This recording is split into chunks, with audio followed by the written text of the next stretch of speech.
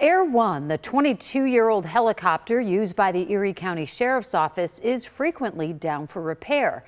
There are plans to have it replaced, but as 2 on Your Side's Ron Plants explains, those plans for a bigger helicopter to replace it may now be grounded. When it comes to the need for a helicopter, Erie County Sheriff John Garcia still seeks to make a convincing argument. We get called for tracking people that, elderly people with dementia, lost kids, whatever the case might be. And it's just an invaluable tool. So we have to get it right.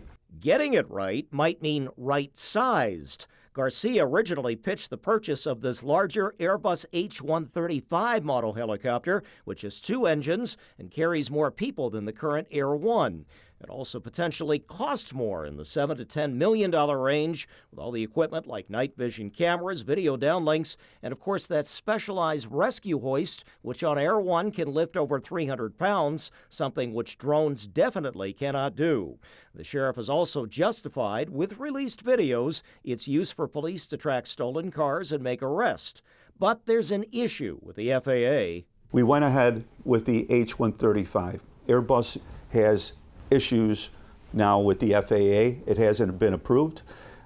We may have to look at some alternatives. There could also be additional training requirements for the agency's 3 pilots and 12 tactical flight officers, as they're known. So an alternative might be to replace the current Air One, an A-Star 350, with a new Air One, another A-Star 350 for a lesser price, and maybe the $4 to $5 million range, instead of, again, the $7 to $10 million for the larger helicopter. So we're looking at perhaps changing gears.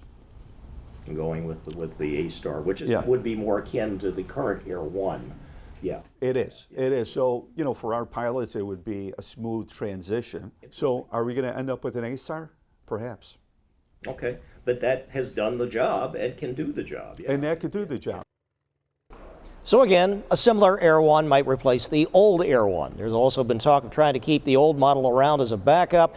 Now, there is state and federal taxpayer funding to help cover costs, perhaps with a new helicopter being delivered next June. Look up. On Your Side, Ron Plants, Channel 2 News.